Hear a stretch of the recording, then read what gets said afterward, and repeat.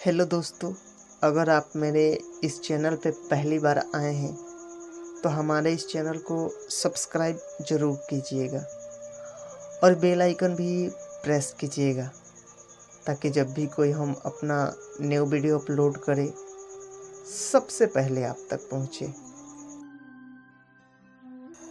गांव के किनारे एक जर्जर सा कच्चा मकान था। दीवारों पर सीलन, टूटी हुई चारपाई और कोने में धूल से भरा पुराना संदूक। उसी मकान में अकेला रहता था बाला, 70 साल का बूढ़ा आदमी, झुर्रियों से भरा चेहरा, सफ़ेद बिखरे बाल और आँखों में अजीब सी खालीपन। लोग उसे अक्सर मंदिर के बाहर बैठे देखते, हाथों में जपमाला और आँखों में गहरी खामोशी। लेकिन कोई नहीं जानता कि उस खामोशी के पीछे कितना दर्दनाक कहानी दबी हुई है। रामनाथ बचपन से ही मेहनती था। गरीब किसान का बेटा था, इसलिए ज़्यादा पढ़ाई नहीं कर सका। जवान हुआ तो अपने हाथों की मेहनत से खेत संभाले और परिवार का सहारा बना। उसे अपनी ही बस्ती की एक लड़की सावित्री से प्यार हो गया था। सावित्री सीधी साधी, भोली और बाला की मुस्कुराहट पर जान छिड़कने वाली।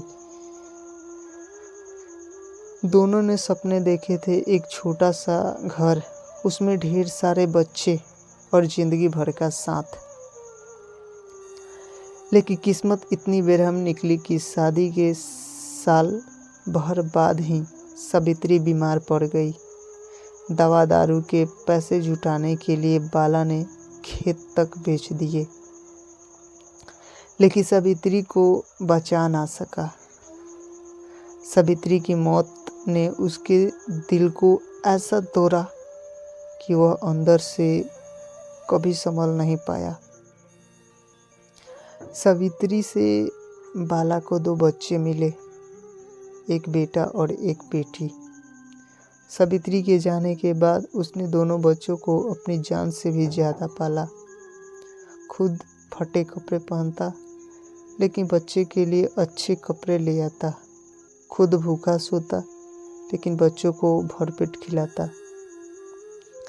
सालों की मेहनत से उसने दोनों को पढ़ाया लिखाया, बेटी की शादी कर दी और बेटे को शहर भेज दिया नौकरी के लिए। बाला सोचता था कि अब मेरे बूढ़े दिनों का सहारा मेरा बेटा बनेगा। लेकिन शहर की चकाचौंध ने बेटे का दिल बदल दिया। नौकरी लगते ही अपने नाम के आगे बाला लिखना बंद कर दिया। धीरे धीरे फ़ोन आना भी कम हो गया। एक दिन जब बाला बेटे के घर गया तो बहू ने दरवाज़ा तक ढंग से ना खोला। बहू के शब्द आज भी उसकी आत्मा को चीरते हैं। बाबा जी, अब शहर में इतना खर्चा है, हम आपको कहाँ रखेंगे? आप गांव में ही ठीक है। बाला चुपचाप वहाँ से लौट आया। उस दिन उसके हाथ में एक छोटा सा झोला था, जिसमें कुछ कपड़े और एक पुराना फोटो एल्बम था। सालों बीत गए, बेटी अपनी ससुराल में थी।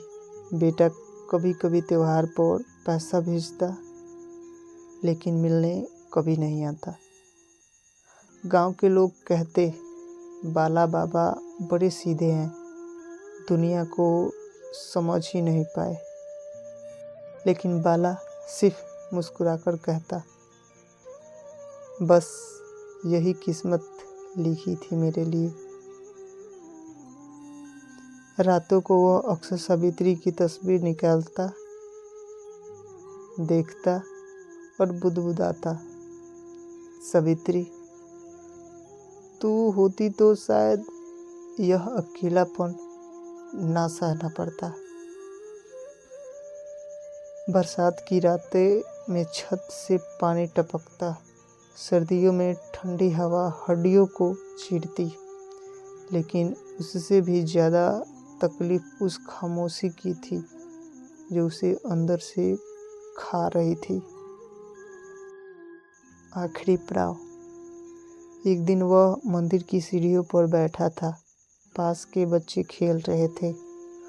वह उन्हें देखता और धीरे से मुस्कुरा देता, जैसे अपनी खोई हुई दुनिया उनमें ढूंढ रहा था। अचानक उसकी आंखों में आंसू बहने लगे। किसी ने पूछा, बाबा क्यों रो रहे हो? बाला ने जवाब दिया, बेटा, बूढ़ा शरीर जब दर्द करता है तो दवा से ठीक हो जाता है, लेकिन बूढ़ा दिल जब टूटता है तो उसे कोई दवा नहीं होती।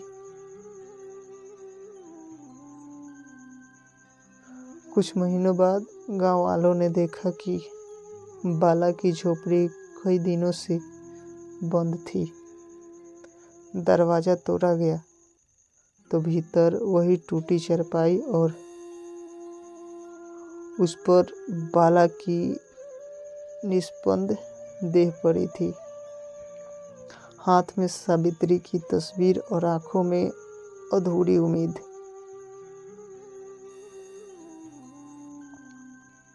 बाला की अधूरी कहानी इस दुनिया से चला गया, लेकिन उसकी कहानी गांव के हर बूढ़े बच्चे के लिए दिल में रह गई। सब कहते, उस बूढ़े ने अपनी पूरी जिंदगी दूसरों के लिए जी, लेकिन बदले में उसे सिर्फ अकेलापन और तन्हाई मिला। दोस्तों, इस दुनिया के सबसे बड़ा दर्द अकेलापन है। बूढ़े माँ बाप को पैसा नहीं, सिर्फ अपने बच्चों का साथ चाहिए, लेकिन जब वही बच्चे उन्हें बोझ समझने लगते हैं तो उनकी ज़िंदगी अधूरी रह जाती है।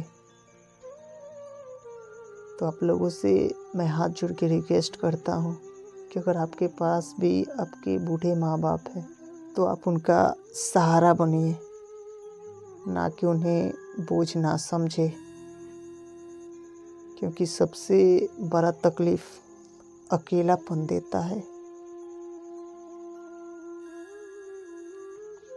ये कहानी यहीं पे ख़त्म होती है। हम मिलते हैं आपको अपने अगले वीडियो में। तब तक के लिए आप एक छोटा सा कमेंट कीजिएगा और अपने दोस्तों के पास भी शेयर कीजिएगा। बाय।